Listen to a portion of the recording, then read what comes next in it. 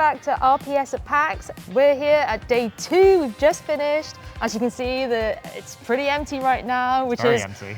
And for two very quite tired people, like this is nice. It's a nice time to chill, relax, and tell you guys what we got up to today. Yeah, we got up to a lot today. Yes, it was a lot. So much. It's been a very fulfilling day, doing a lot of cool stuff.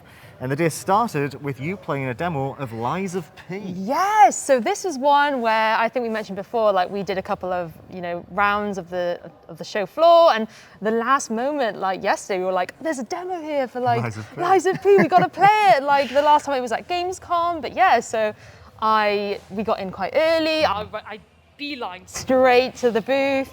And so yeah, just basically like played through a couple of the, 2 of the levels, and how much of Bloodborne is it inspired by? Spoilers, it's kind of a lot. Kill Bloodborne. Yeah, but like, I don't know, I still kind of enjoyed it, and yeah, it's just a good solid RPG. I think so, yeah. It looks gorgeous, seems to play really well, and yes. You had a lot to say about it, and there'll be a video on the website right now. You can hear more of Rachel's thoughts. Yeah, check that out right now. Yes, look out for that. And while you were playing Lies of P, I went to play a little game that I played early this year called Writer's Block by TikTok Games. And they had a new demo. It's still a fantastic, fun word game. It's a word game roguelike, a bit like Slay the Spire, but instead of using cards, you have a boggle board, effectively. Oh, incredible. And you type in words and try and use the words, letters rather. And when enemies attack you, they don't hit you directly, they do effects to the board. So some might put like a target on a couple of letters, and if you don't use those letters in your turn, you get hurt, or maybe there's some letters you have to avoid. So it's really interesting. I was chatting to the devs this morning, and they were saying their whole goal was to try and make it so it's kind of pushing you in certain directions to try and think of words that you might not use on other word games. But also their dictionary is really nice. It's really forgiving. So it uses things like if you typed in a name, you typed in Kyle, it would just let you have it, because it's not a multiplayer game and they want you to have fun.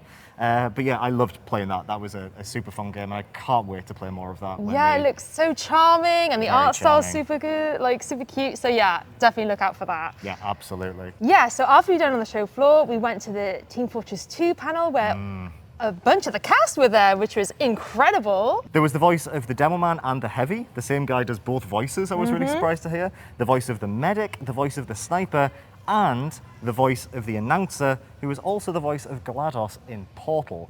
Now, I'm a huge Team Fortress 2 fan. That game was my game when I was growing up. I played like 1,000 hours of that game.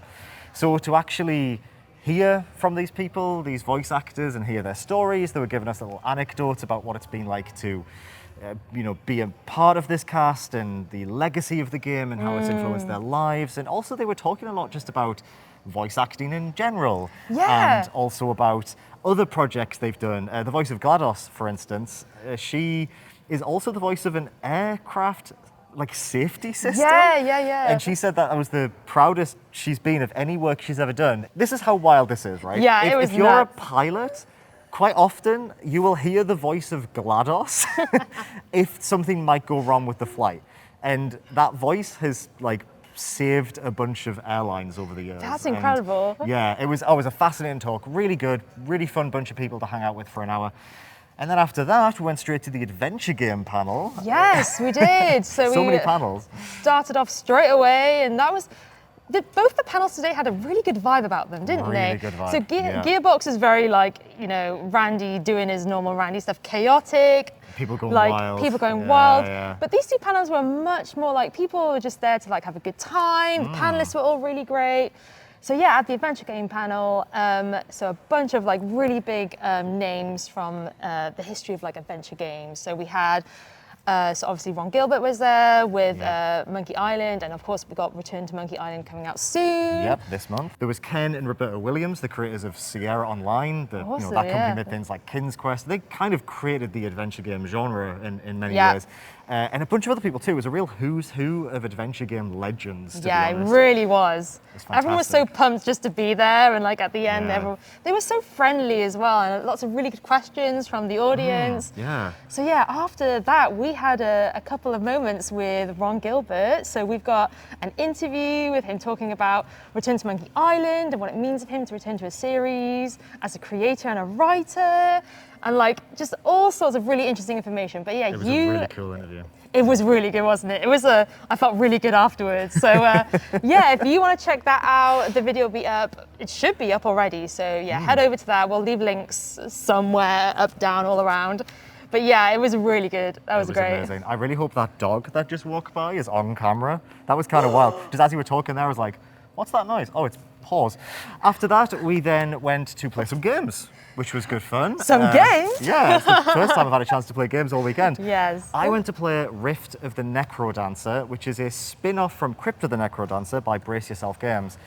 And let me tell you, as a rhythm game fan, I love things like DDR, I love things like Guitar Hero. There's not enough rhythm games, there's just not. And Amen, we need more. Rift of the Necrodancer is a combination of something like Guitar Hero, where you've got a lane-based rhythm game where you're hitting notes in time, but those notes are enemies, and certain enemies have different behaviors. Yeah. So some of them you just hit them, they die. Some of them you hit them and they shift to the next lane. So you've got to like hit them again, or they might go to the top of the lane and then come back faster. Oh, okay. But that's only one part of the game. There's actually 3 different rhythm-based mini-games within Yeah. the story. You've got that one. You've also got, you know, Rhythm Heaven, the Nintendo Yes. game. There's Rhythm Heaven-inspired ones. The one I was doing today, you were doing yoga, and as the other people did the poses, you had to do the pose in time, and it was quite tricky. Oh, well, that's very Rhythm Heaven. That sounds Very- great. oh, the vibe is identical. But the third part is like a Super Punch-Out inspired one, where you're Oh my fighting someone and you've got to avoid them to the beat and then get some hits in to the beat as well. That one was a bit tricky, but the art style is immaculate.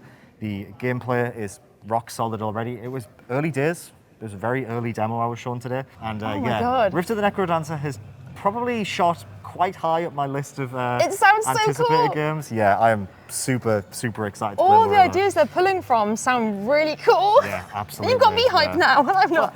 I mean, if Nintendo aren't going to make Rhythm Heaven, then I'm glad someone Yes. is. That's where I'm kind of Hell landing. yeah. So yeah, while you were beeping and bopping, I was beeping and bopping, I was. so yeah, as you were getting to grips with Rift of the Necrodancer, I was over at Yacht Club, and so they have 2 games on show. They had Mina the Halawa, which was yeah. kickstarted. It's the Castlevania-inspired one where you play as like a mouse called Mina, and she has a whip, very similar to Castlevania in that respect.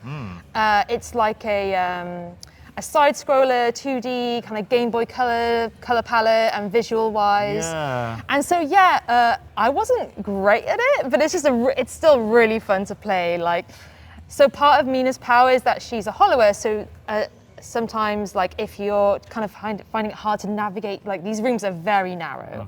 So she can dive under the ground and easily dodge incoming attacks, come up, and then with her whip give a quick 1-2, and then. Oh, that sounds fun. So that combination of like moving and navigating around underneath what you can see is really great, and then coming up and whipping a slime straight in the butt is really fun. But yeah, I think. That those kind of 2 components, it is quite challenging. But I think a lot of people are going to like that, and that's why they backed it on Kickstarter. Like Castlevania was challenging in that way as well. Yeah, so makes people are really going to enjoy it. If like Castlevania was your thing, then yeah, check out Mina the Hollower for sure. Yeah, sounds really good. Hey, how's it going? We got kicked out. Anyway, what were you saying? So yeah, I was talking about Shovel Knight Dig from Yacht Club. So that was the second game that they showed me. And yeah, it's just a really great game. Like Yacht Club know how to make a Shovel Knight game to a T at this point. Everything feels so tactile. It feels really great to play. So the idea with this one is that you're essentially moving down into the center of the earth. You have your shovel, which you can dig through, and you kind of use it to kind of navigate your way through what essentially is a very deadly underworld of drills, saws, slimes, mushrooms. Oh, wow. So yeah, it's like typical Shovel Knight. It feels great, it looks great, it's got a great sense of humor. So definitely look out for that one as well. Is it a roguelike? Is it a Yes. level-based? Oh, okay. So every time you die, like everything switches up, and it's familiar, so you know how to handle certain situations, but it's still fun because like you just don't know what to expect.